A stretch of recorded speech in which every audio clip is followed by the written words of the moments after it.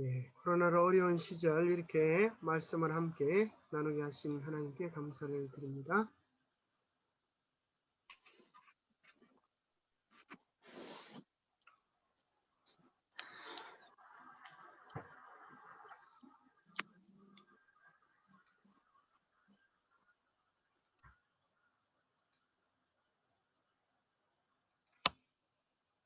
예, 오늘은 시대의 소망 40장, 성경은 마태복음 14장 22절에서 33절.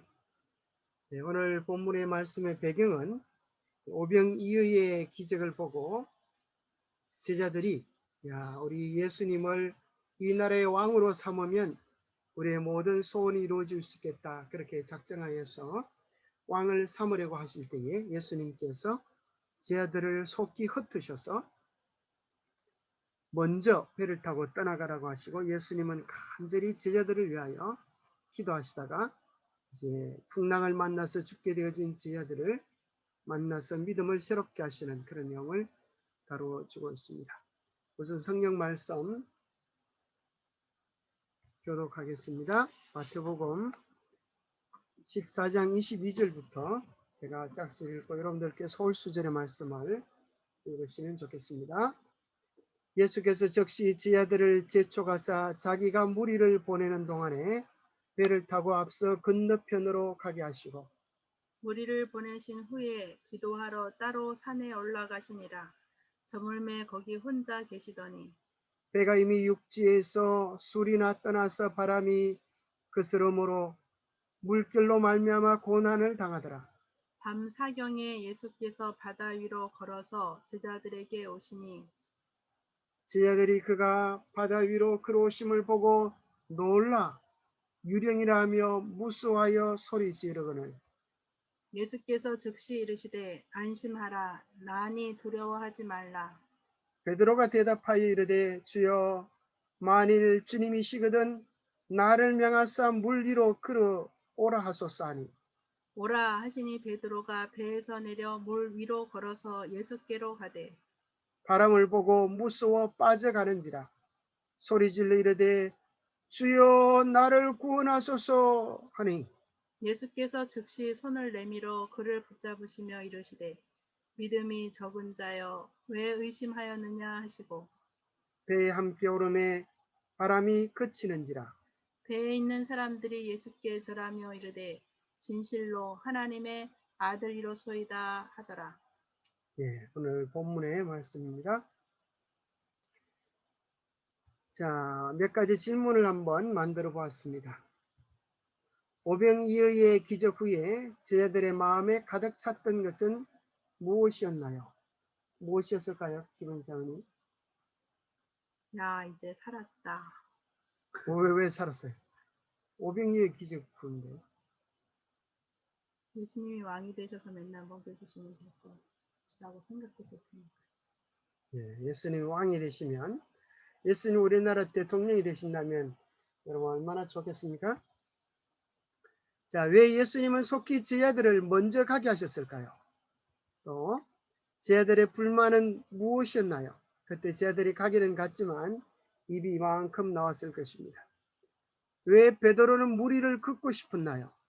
저는 참 이 베드로가 아주 대단한 믿음이라고 생각합니다. 무리를 걸어오시는 예수님을 보고 예수님 나도 무리를 긋게 해주시옵소서 이렇게 요청한 것은 정말 대단한 믿음의 도전 같은데, 베드로가 왜 이런 제안을 한 것 같아요? 생각해 본 적 있습니까? 너무 반가워가지고. 반가워가지고 반가워가지고 그럴 수도 있겠습니다. 자, 우리도 무리를 걷는 믿음을 경험할 수 있을까요? 네. 예. 여러분, 그렇다고 지금 당장 나가서 무리를 걷으려고 그러지 말고, 이 무리라고 하는 것은 상징적으로 세상을 이야기합니다. 세상 속에 빠지지 않고 세상을 이기는 믿음을 우리도 가질 수 있게 될 것입니다. 오늘 본문을 통하여서 참으로 세상을 이기는 믿음, 그 믿음을 우리가 다 소유할 수 있게 되기를 바랍니다. 어떤 인간의 능력도 보리떡 5개와 물고기 2마리로 몇천 명이나 되는 배고픈 무리를 배불리 먹일 만한 양식을 만들어낼 수 없었다. 예, 참 놀라운 말씀이죠. 오늘날 과학이 발달됐다고 이야기하지만 어떤 과학의 능력도 보리떡 5개와 물고기 2마리로 몇천 명이나 되는 배고픈 무리를 배불리 먹일 만한 양식을 만들어낼 수 있을까요?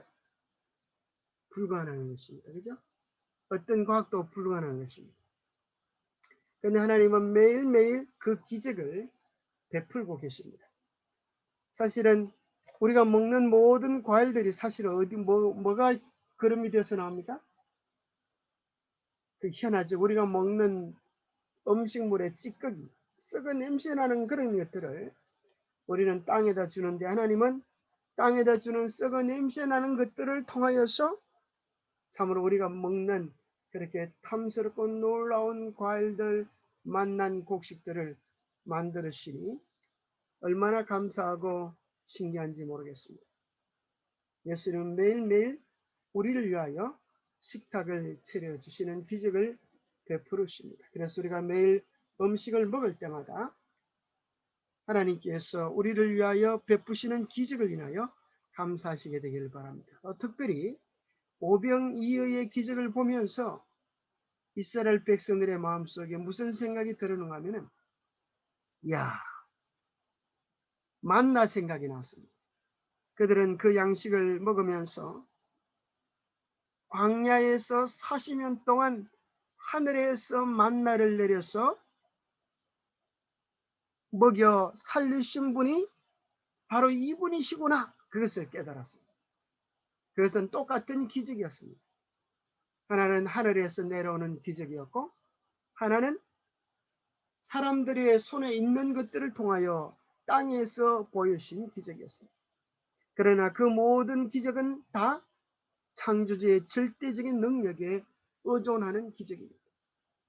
우리도 매일매일 먹고 사는 것들이 생각해 보면 하늘과 땅의 수고, 우리 하나님의 수고의 소산물을 우리가 먹고 삽니다. 그래서 우리 여러분, 기적은 딴 데 있는 것이 아니라 매일매일 우리가 또 먹고 살 수 있는 양식이 있다고 하는 것. 어떤 분은 그렇게 표현을 했죠. 기적은 하늘을 날거나 무리를 걸어 다니는 것이 아니라 건강한 2다리로 매일 다닐 수 있는 것이 기적이다. 그렇습니다. 이런 것들을 여러분들이 중환자실에 가보면 또 요양원에 가보면 자기 2다리로 걸을 수 있는 것이 얼마나 귀한 기적인지 우리가 생각하게 됩니다. 우리가 오늘도 우리에게 먹을 양식을 주신 기적, 또 2다리로 걸을 수 있는 기적, 또 서로 만나 이야기하고 또 교제할 수 있는 이 귀한 기적을 주신 하나님께 감사를 드려야 되겠습니다. 종일토록 확신은 더욱 강하여졌다. 그 최고의 행위는 오래 기다리던 구원자가 그들 사이에 계시다는 보증이었다. 백성들의 소망은 점점 부풀어 올랐다. 이분이야말로 유대를 지상의 낙원, 적과 꿀이 흐르는 땅으로 만드실 바로 그분이시다. 그는 온갖 소망을 만족시켜 줄 수 있다. 예. 자, 이 수많은 사람들의 마음속에 종일토록 확신은 더 강해져 갔습니다. 만약 이분이 우리나라의 왕이 되신다면 우리의 온갖 소망을 다 만족시켜 주실 수가 있겠다. 자, 그 온갖 소망이라고 하는 내용은 구체적으로 우리 정언에 보면 몇 가지로 요약해 주고 있는데요. 자, 첫째는 정오하는 로마의 세력으로부터의 해방. 얼마나 간절히 그들이 목 놓아 부르짖는 것이었습니다. 우리나라로 말하면 일제 36년 속에 핍박 속에 있을 때에, 일본의 압제 속에 있을 때에, 또 공출이라고 하는 참으로 불합리한 그런 억압 속에 있을 때에 만약에 예수님이 우리나라에게 해방을 주셨다고 하면 얼마나 기쁘고 즐거운 그런 일이 되었을까. 유대인들도 똑같은 심정이었을 것입니다. 2번째는 유다와 예루살렘의 구원. 3번째는 예수님이 이 땅에서 환자들을 낫게 하시고 죽은 자를 살리시는 것을 보니까 전쟁 시 부상당한 군인들을 치료하는 것은 아무 문제가 없겠다. 예수님이 죽은 자도 살리시니 걱정할 게 없겠다 생각을 했습니다. 네 번째는 전 군대의 식량 공격. 보리떡 5개와 물고기 2마리만 있으면 5,000명을 먹이고도 12광주리가 남는 기적을 베푸시니 우리 예수님께서 식량 담당을 맡으시면 문제될 게 없겠다. 이스라엘의 잃어버린 영광과 주권이 온전히 회복될 것을 그들은 기대했습니다. 자, 그들의 마음속에 있는 소망은 이런 것이었는데 왜 예수님은 이 정말 중요한 그 당시 가장 필요되는 문제들 아니었겠습니까? 그런데 오늘 왜 이런 것들을 예수님께서 해결해 주지 않으시고 피해 가셨을까? 한번 얘기해 보세요.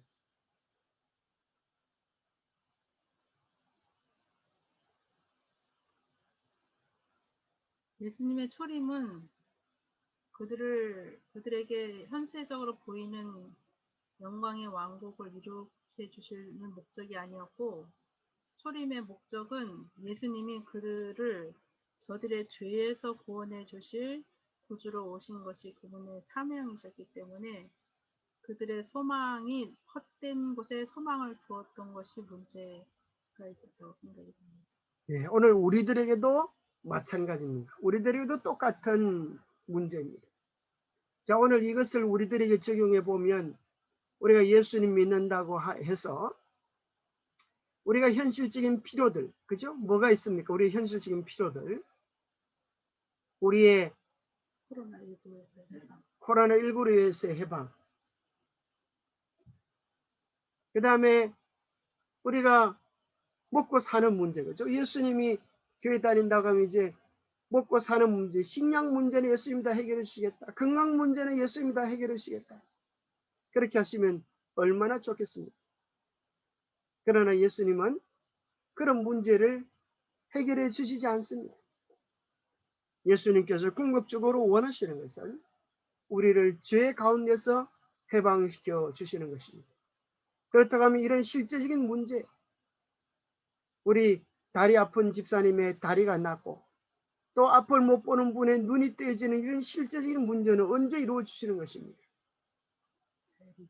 예수님이 재림하실 때 차고 넘치도록 이루어주게 되실 것입니다. 가장 궁극적인 문제는 예수님께서 지하들에게 원하셨던 이 본질적인 문제가 해결되기를 원하셨습니다. 그것은 주님과의 관계 회복이요. 자를 온전히 굴복하여 하나님의 사람이 되어질 때 이 모든 것들은 예수님께서 넉넉히 주시고도 남을 영적인 축복들인 것입니다. 자, 우리가 여기서 정말 잘 이해해야 합니다. 이러한 것들이 우리에게 오지 않는다고 해서 예수님께 대하여 실망하고 입이 튀어나온 제자들 같은 경험을 우리는 하지 말아야 될 것입니다.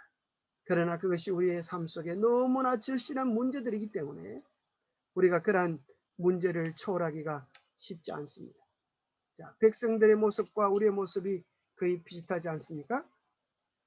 백성들은 열광적으로 당장 예수를 왕으로 추대하려고 한다. 그들은 예수께서 자신에게 주의를 이끄시거나 존경을 얻고자 조금도 노력하지 않으시는 것을 본다. 이 점에 있어서 예수는 제사장들이나 관원들과는 근본적으로 다르다. 그러므로 백성들은 예수께서 결코 다윗의 보좌를 자신의 것으로 주장하지 않으실지도 모른다고 걱정한다. 예, 백성들은 열광적으로 당장 예수를 왕으로 추대하려고 했습니다. 만약 이때 예수님이 조금이라도 허용을 했더라면 어떻게 되었을까요? 당장 왕이 되실 수 있는 반란이 일어났겠죠. 예, 당장 왕이 되실 수 있는 반란과 그죠? 아마 전쟁이 일어났을 것입니다. 그러나 예수님은 현실적인 우리의 영화보다도 근본적인 문제에 관심이 많으셨습니다. 어떤 사람은 우리에게 이렇게 이야기하죠. 교회를 다니는 사람들이 가난한 사람들의 가난에 대하여 그렇게 안중에도 없습니까? 정치가 이렇게 혼란스러운데 무관심해서 되겠습니까? 그러나 우리도 예수님처럼 근본적인 문제에 관심을 돌려야 되겠습니다. 우리가 때로는 정치에, 때로는 사람들을 구제하는 일에 우리의 중심을 쏟는다면, 우리도 잘못하면 영적인 중심을 잃어버리고 본질을 잃어버리는 상황 속에 빠질 수 있습니다. 예수를 왕위에 추대하려는 노력에 폭력과 폭동이 뒤따를 것이며 그렇게 되면 영적 왕국의 사업은 방해를 받을 것이다. 이 운동은 지체 없이 저지되어야 한다. 예수님은 그것을 아셨습니다. 어떻게 보면 예수님이 왕 되시려고 하면 평화롭게도 왕이 되실 수도 있었을 것입니다. 그리고 많은 사람들에게 복음을 전하는 일을 얼마나 쉬웠을까요? 그죠? 예수님이 이스라엘 왕이 되면 너희들 다 나를 믿어라. 그렇게 하실 수도 있습니다. 그 모습이 바로 중세시대 때 교회가 정치와 결탁하여 주권을 가졌을 때입니다. 그러나 그때 생각해 보면 기독교인들은 많아졌지만 신앙의 질은 오히려 떨어져서 오히려 사단적인 교회가 되었던 사실들을 우리는 발견하게 됩니다.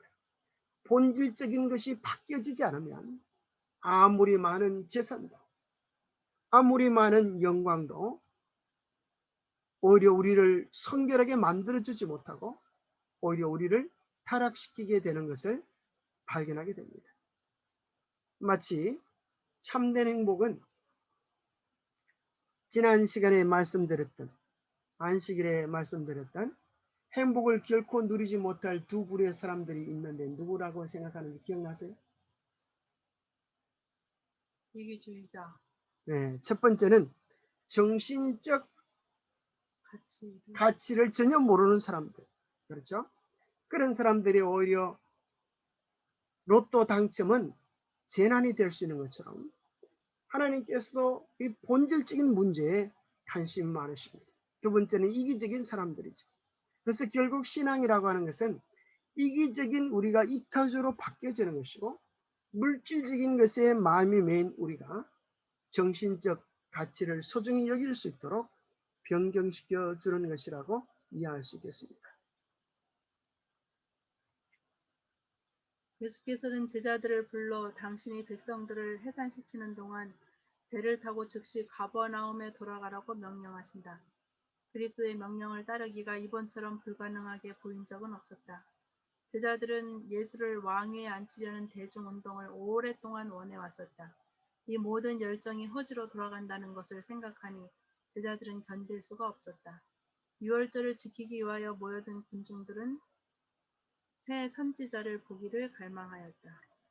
제자들은 정말 절호의 기회라고 생각하는 것입니다.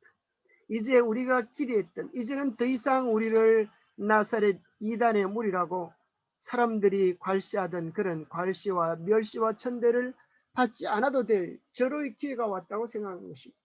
이제는 그들이 꿈꾸는 모든 것들이 다 이루어질 수 있는데 예수님께서 왜 주저하시는지, 왜 망설이시는지, 왜 막으시는지 도무지 이해할 수 없었습니다. 그래서 제자들은 견딜 수가 없었다고 이야기했습니다. 수많은 군중들은 이제 예수님을 새로운 선지자로 보기를 갈망하고 있는 이런 때에 예수님이 나서 주시면 모든 일은 잘 풀릴 것처럼 보였습니다.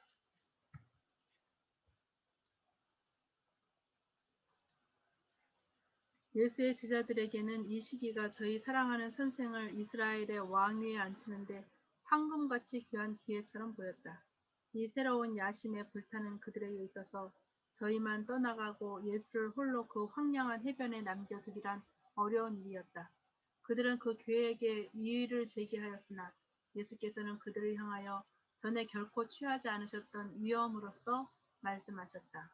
제자들에게 있어서는 정말 이제 그들의 모든 꿈이 이루어질 수 있는 좌의정, 우의정, 뭔가 대단한 인생이 펼쳐질 수 있는 좋은 기회라고 생각했었는데 예수님은 단칼에 그들의 제의를 거절하고 돌려보냈습니다. 그러나 그들이 예수님의 명령에 응하지 않을 수 없었던 까닭은 예수님의 위엄 앞에 그들은 어찌할 수가 없었습니다. 예수께서는 여러 시간 동안 계속해서 하나님께 간구하셨다. 이 기도는 자신을 위해서가 아니라 사람들을 위한 것이었다. 예수께서는 사단이 사람들의 이해력을 어둡게 하고 판단을 그르치게 하지 못하도록 당신의 사명의 거룩한 본질을 그들에게 드러낼 능력을 얻기 위하여 구하셨다. 예. 제자들을 먼저 보내놓고 예수님께서 간절히 기도했던 그 내용은 어떤 것들이었을까요? 정말 제자들의 마음이 서운해하는 것, 또 마음이 아파하는 것, 이런 것들을 예수님은 느끼셨을 것입니다. 그러나 그들이 비록 아팠지만 그들의 신앙이 바로 서게 되는 것, 그들이 본질을 깨닫게 되는 것, 그것을 위하여 하나님 앞에 기도하셨을 것입니다. 오늘 우리도 마찬가지 같아요. 우리도 우리가 구하는 것들은 너무나 현실적인 것들이어서 때로 하나님은 우리가 영적인 것들을 잃어버릴 때에 현실적인 것들이 손해를 보는 어려움이 있을지라도 우리 주님은 우리의 영혼을 위하여 그런 것들을 허락하실 때가 있습니다. 그러면서 그때마다 우리를 위하여 간구하시는 주님의 음성을 기억하면 좋겠습니다. 자, 여기 낙타 한 마리가 무릎을 꿇고 있죠. 무릎 꿇는 낙타라고 하는 아주 유명한 시가 있습니다. 무릎 꿇는 낙타. 날이 저물면 낙타는 모래 벌판에 무릎을 꿇는다. 온종일 지고 다닌 무거운 짐을 내리게 하여 휴식을 얻을 수 있기 때문이다.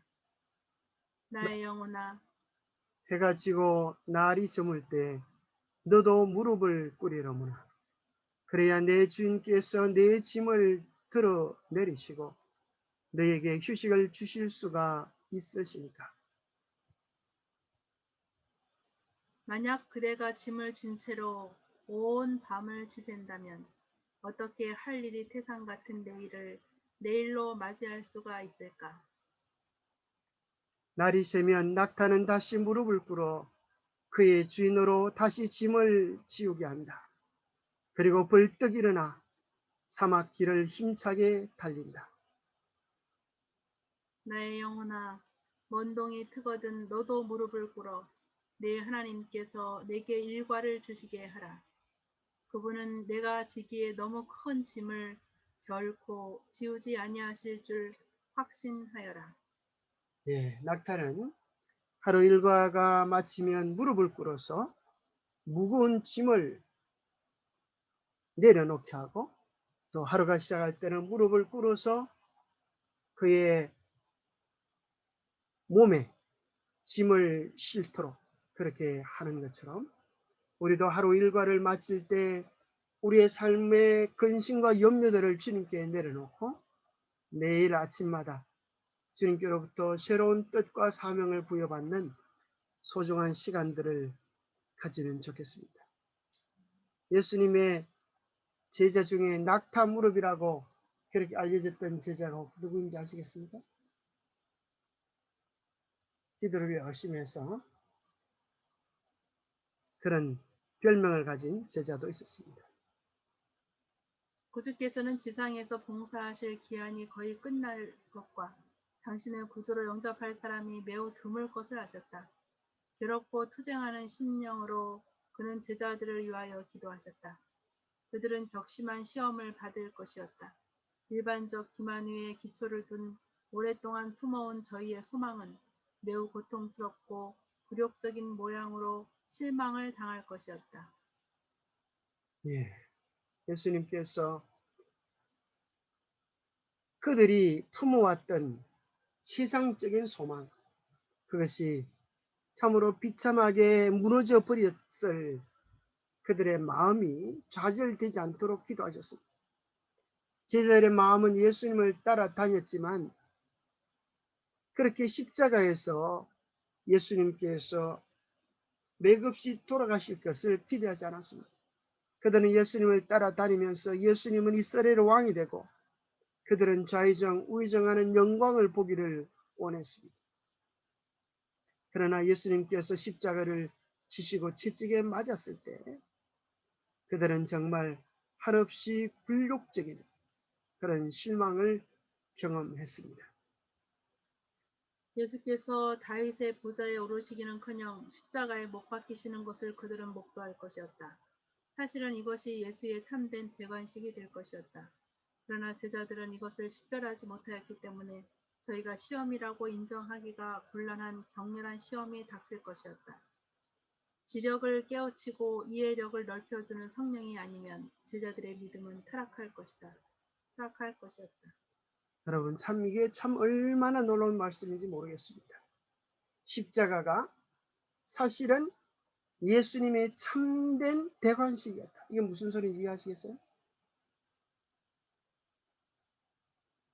이것이 어떻게 십자가가 예수님의 대관식이었습니까? 그것은 이 세상의 왕이 아니라 영원한 하늘 영광의 왕으로 되관하시는 것. 그것이었습니다. 그래서 제자들에게 있어서 잠시 실망은 영원한 하늘의 소망을 안겨주기에 넉넉했습니다. 예수님은 이 세상의 왕이 아닙니다. 저는 예수님이 이 세상의 왕이 아니었음을 인하여 감사합니다. 왜냐하면 이 세상의 왕과는 10년, 100년 후에 사라져 버릴 것이지만 예수님께서 우리의 머리 위에 씌워주실 왕관은 영원한 왕관이기 때문에 그렇습니다. 요한계시록에는 세세토록 왕노릇하리라고 말씀하신 영원한 영광을 주실 것이라고 약속해 주고 계십니다.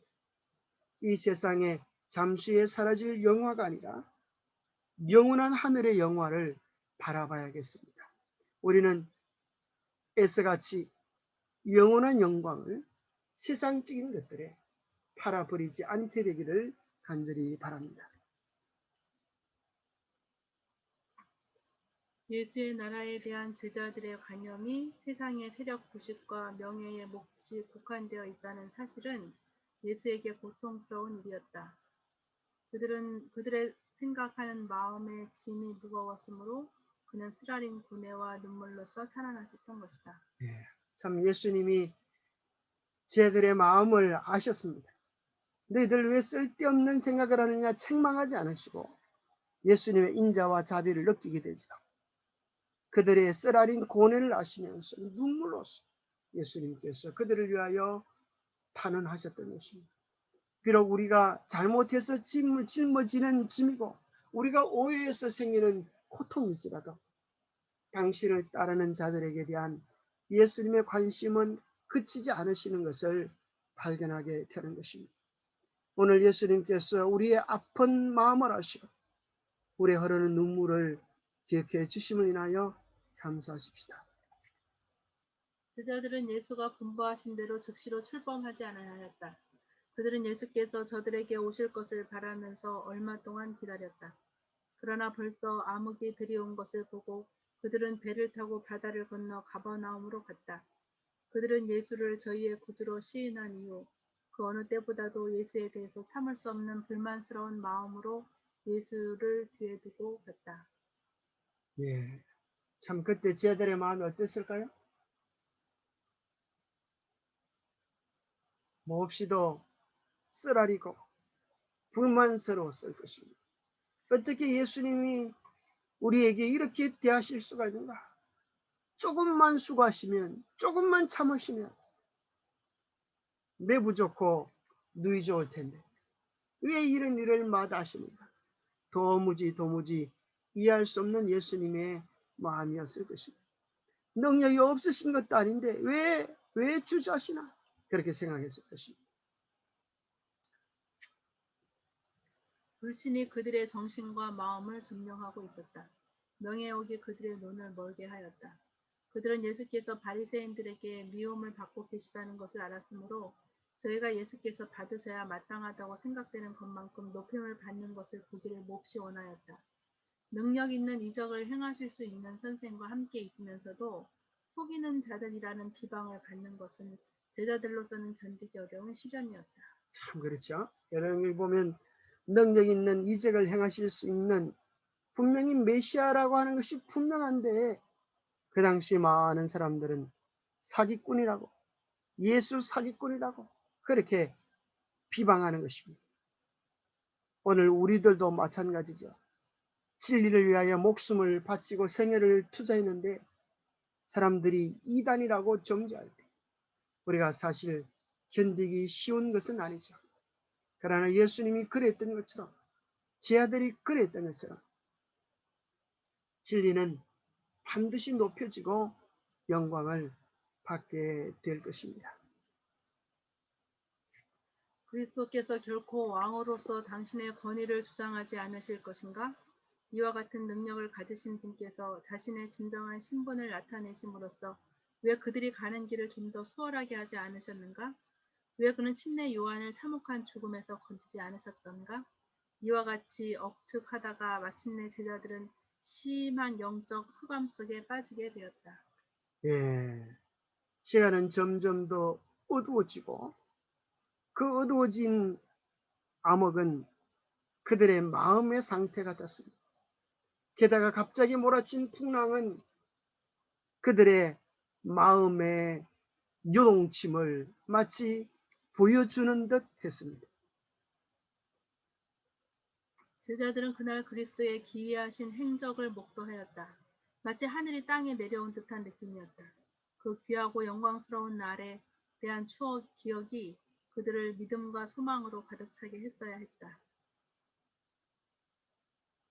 어떤 경험이 이렇게 하늘이 땅에 내려온 듯한 느낌을 주는 경험이었습니까?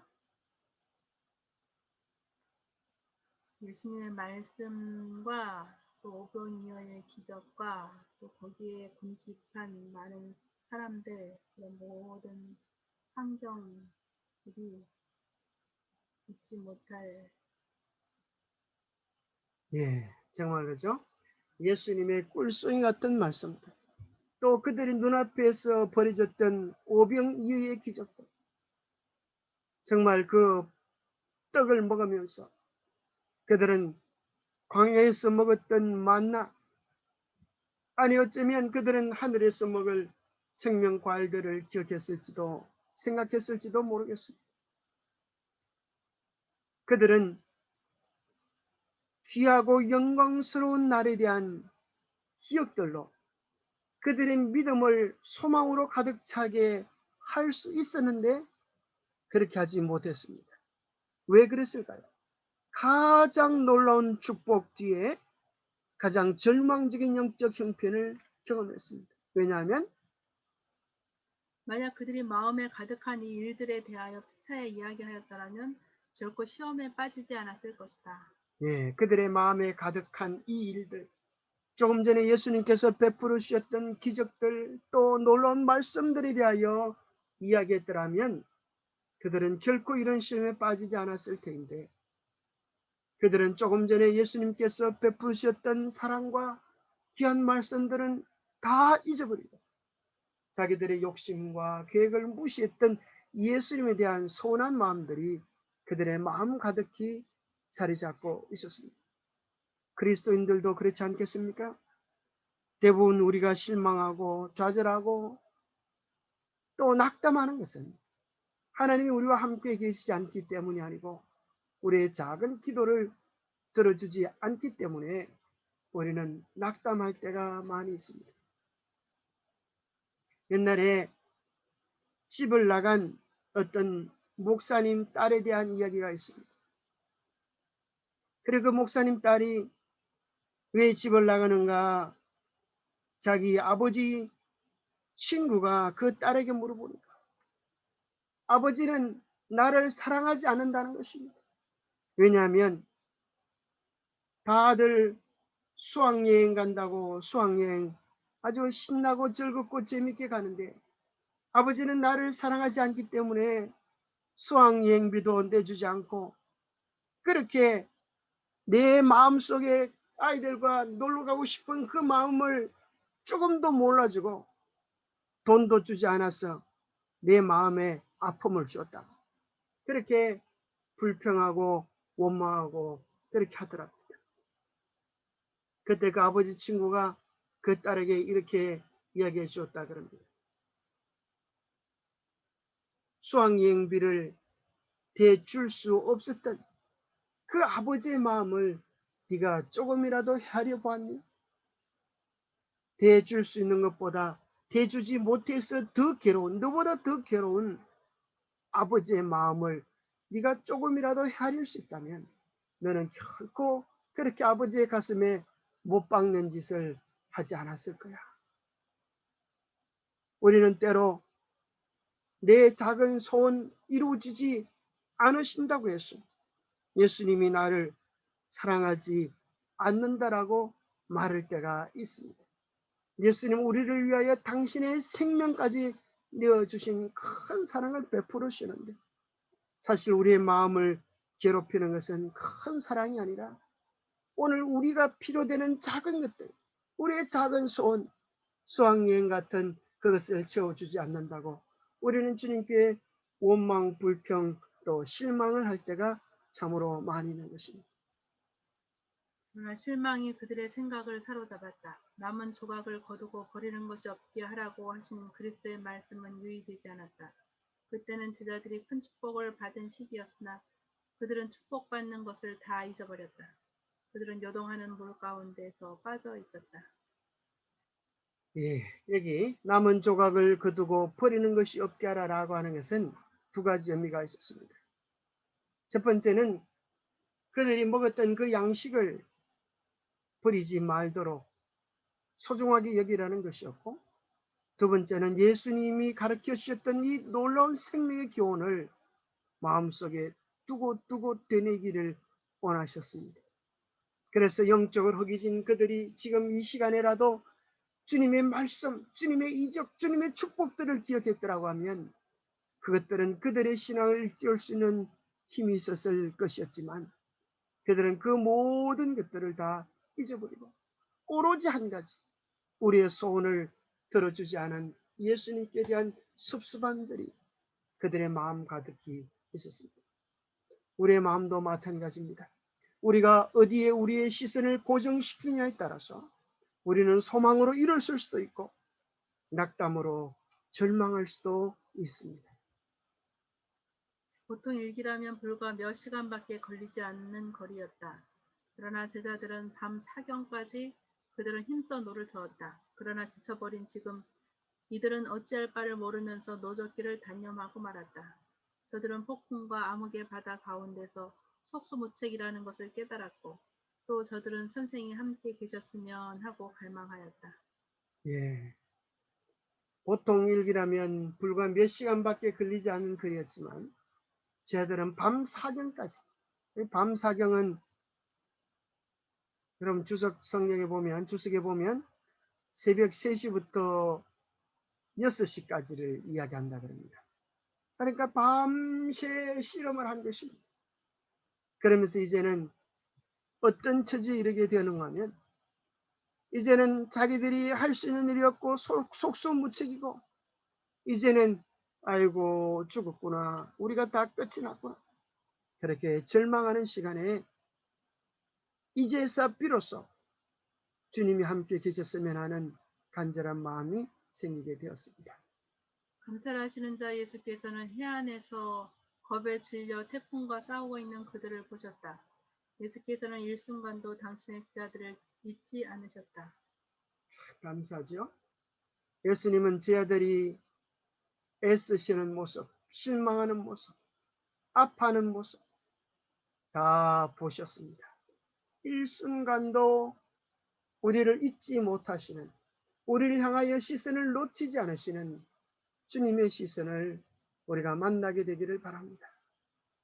어머니가 부드러운 사랑으로 그의 자녀를 보살피는 것처럼 긍휼이 많으신 주께서는 당신의 제자들을 지켜보셨다. 그들의 마음이 진정되고 거룩하지 못한 야심이 가라앉고 겸손히 도움을 요청하는 기도를 드렸을 때 그들은 구조를 받았다. 어머니가 부드러운 사랑으로 그의 자녀를 돌보 보살피는 것처럼 참 이 애를 키우는 엄마를 보니까 이것이 뭔지를 알겠습니다. 참 엄마가 아이를 한시도 눈에서 떼어놓을 수가 없는 것처럼 하나님께서 우리를 그렇게 사랑하고 계신다고 하는 사실을 기억해야겠습니다. 이제는 죽는다고 생각한 바로 그 순간에 한 줄기의 빛이 물 위로 그들에게 다가오는 신비한 한 모습을 드러내 주었다. 그러나 그들은 그것이 예수인 줄을 알지 못하였다. 그들은 원수로 생각하였다. 공포가 그들을 억눌렀다. 쇳덩어리처럼 단단한 근육의 힘으로 돌을 잡았던 손이 풀렸다. 배는 파도가 치는 대로 흔들렸다. 참 영감의 기록이죠. 이제 죽는다고 생각하는 바로 그 순간 다 죽었다고 생각했어요. 한 줄기 빛이 물 위로 그들에게 다가오고 있었습니다. 그들은 예수라고 생각조차 못했습니다. 그들은 유령이다, 귀신이다, 꽝을 치렀습니다. 참 무섭고 우스운 그런 장면이죠. 그들의 마음이 진정되고 거룩하지 못한 야심이 가라앉고 겸손히 도움을 요청하는 기도를 드렸을 때 그들은 구조를 받았다. 베드로는 예수를 바라보면서 안심하고 걸어갔다. 그러나 자만하는 마음이 생겨 배 위에 있는 자기 동료들을 잠시 뒤돌아보고 그는 그의 눈을 예수에게서 돌이키게 되었다. 파도가 높이 솟아 베드로와 예수 사이로 직접 밀쳐왔다. 베드로는 겁이 났다. 잠깐 동안 그리스도가 베드로의 시야에서 보이지 않게 되자 그의 믿음은 무너졌다. 참 베드로는 믿음의 사람이었습니다. 물 위로 걸어오는 예수님을 보고 예수님은 물 위를 걸으실 뿐 아니라 제자들까지라도 원하시면 물 위를 걷게 해줄 수 있는 능력이 있으신 분임을 믿었습니다. 그래서 주여 나로 걷게 하옵소서. 그러면서 베드로도 이제 예수님을 바라보는 놀라운 믿음으로 물 위를 걸어가게 되었습니다. 그러나 그의 마음속에 물 위를 걷는 그 짧은 순간에 마음에 교만이 생겼습니다. 자기 동료들을 쳐다보면서 야 봐라 내 믿음이 이 정도다 그렇게 자랑하고 싶었을지 모르겠습니다. 우리는 왜 이렇게 예수님만 집중하는 일에 너무 등한히 하는지, 우리는 너무 사람들의 시선을 의식할 때가 많습니다. 예수님을 바라보던 시선을 돌려서 제자들을 잠시 바라보는 동안 무서운 파도가 예수님과 베드로 사이를 솟구쳐 들어왔습니다. 순간 베드로는 믿음을 잃어버리고 예수님을 시선에서 놓치면서 물에 빠져들어가는 경험을 하게 되었습니다. 그래서 베드로는 자기 동료들에게 자기의 믿음 좋은 것을 보여주려고 했는데 무슨 모습을 보여주게 되었어요? 물에 빠져들어가는 창피스러운 꼴을 보여주게 되었습니다. 공경이 닥쳐올 때 베드로와 같이 될 때가 우리에게 얼마나 많은가. 우리는 우리의 눈을 구주께 고정시키는 대신에 파도를 쳐다본다. 우리의 발걸음은 미끄러지고 교만한 물결은 영혼을 뒤덮는다. 예수께서는 베드로에게 당신께 오라고 명령하시고 그를 죽도록 버려두지 않으셨다. 예수께서 당신을 따르라고 우리를 부르신 것은 그 후에 우리를 버리시기 위해서가 아니다. 우리는 언제든지 예수님만 자랑해야 되겠습니다. 자신을 자랑하려고 하다가 베드로처럼 창피스러운 꼴을 당할 수도 있고 우리의 시선이 예수님을 놓치게 되는 것입니다. 우리도 우리의 눈을 주님께 고정시킬 때는 세상을 이기는 믿음을 유지할 수 있습니다.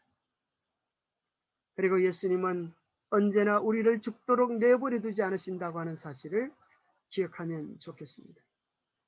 너는 두려워 말라. 내가 너를 구속하였고 내가 너를 지명하여 불렀나니 너는 내 것이라. 내가 물 가운데로 지날 때에 내가 함께할 것이라. 강을 건널 때에 물이 너를 침몰치 못할 것이며 내가 불 가운데로 행할 때에 타지도 아니할 것이요 불꽃이 너를 사르지도 못하리니 대저 나는 여호와 내 하나님이요 이스라엘의 거룩한 자요 내 구원자이니라. 또 예수께서 말씀하신다. 예수님께서 우리 모두에게 오늘 주시는 약속입니다. 너는 두려워하지 말라. 내가 너를 구속하였고 내가 너를 지명하여 불렀나니 너는 내 것이라. 오늘 이 약속을 꼭 붙잡게 되기를 바랍니다. 예수께서는 제 아들의 품성을 아셨다. 그는 그들의 믿음이 얼마나 격심한 시험을 당할 것인지를 아셨다. 바다에서 일어난 이 사건을 통하여 예수께서는 베드로에게 그의 연약함을 보이기를 원하셨다. 곧 언제나 하나님의 능력을 의지함으로써만 그가 안전할 수 있다는 것을 보여주기를 원하셨다. 우리도 마찬가지겠죠? 예수께서는 베드로에게 당신께 오라고 명령하시고 그를 죽도록 버려두지 않으셨다. 예수께서 당신을 따르라고 우리를 부르신 것은 그 후에 우리를 버리시기 위해서가 아니다. 하나님께서는 일상생활의 환경을 통하여 저들이 하나님의 섭리가 그들에게 지정하신 더욱 넓은 무대에서 그들이 맡은 부분을 행하도록 준비시키고 계신다. 인생의 위기에서 승패를 결정짓는 것은 매일의 시험에 대한 승부에 달려있다. 예. 오늘 우리의 생애에서의 승패가 우리의 영원한 전쟁에서의 승패를 결정짓게 될 것입니다. 그래서 오늘 우리의 작은 시련에 낭망하지 말고 절망하지 말고 주님께 의지하면서 승리하는 경험들을 우리가 만들어 가야 되겠습니다. 하나님께 끊임없이 의지할 필요를 깨닫지 못하는 자들은 시험에 지고 말 것이다. 우리는 지금은 우리의 발이 안전하여 결코 동요되지 않을 것처럼 생각할지 모른다. 그러나 사단은 유전적이거나 개발된 품성의 특성을 이용하여 자신의 필요나 결함에 눈이 멀도록 계획하고 있다. 자신의 연약함을 깨닫고 확고부동하게 예수를 바라봄으로써만 우리는 안전하게 행할 수 있다. 예. 예수 그리스도를 의지하지 않고서는, 예수님을 바라보지 않고서는 아무도 안전하지 않은 것입니다. 믿음의 사람 다윗도 이 정도면 되었다 할 그때에 넘어지고 말았습니다. 우리는 우리의 연약함을 깨닫고 확고부동하게 예수님을 바라보는 믿음을 끝까지 유지할 수 있게 되기를 바랍니다. 예수께서 배 안에 들어가시자마자 바람은 멈추고 배는 곧 저희의 가려던 땅에 이르렀더라. 공포의 밤은 가고 먼동이 트기 시작하였다. 제자들과 또한 배에 탔던 다른 사람들은 감사한 마음으로 예수의 발 앞에 굴복하여 진실로 하나님의 아들이로소이다 라고 말하였다. 예수님께서 배 안에 들어오시면 그 모든 풍랑은 그치고 잔잔함이 깃들일 것입니다. 예수님 우리의 삶의 주인으로 좌정하시면 우리의 모든 문제가 해결되어지고 주님 안에서의 참된 평강과 기쁨이 우리 마음 가득할 것입니다.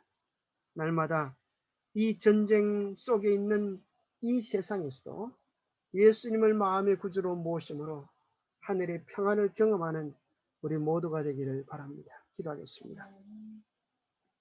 하나님 아버지, 오늘 우리도 풍랑치는 세상을 살아가고 있습니다. 우리의 시선이 세상에 요동치는 풍랑을 바라보지 않게 하여 주시고 풍랑을 가르고 우리에게 달려오시는 예수 그리스도께 우리의 영적 시선이 고정되게 하여 주시옵소서. 주님으로 인한 참된 평강이, 주님으로부터 오는 참된 승리가, 주님으로부터 오는 참된 기쁨이 우리의 삶에 가득할 수 있도록 주님 우리와 늘 함께하여 주시옵소서. 하나님께서 우리와 함께 하시는 이 놀라운 약속을 붙잡고 우리의 삶의 전쟁 속에서 승리하게 하시고 머지않아 우리에게 영원한 하늘의 영광의 면류관을 씌우실 예수님을 바라보면서 이 믿음의 전쟁을 끝까지 승리할 수 있는 우리 모두가 되도록 축복해 주시옵기를 우리 주 예수 그리스도 이름 머지하여 간절히 간구하옵나이다. 네, 묵상으로 예배를 마치겠습니다.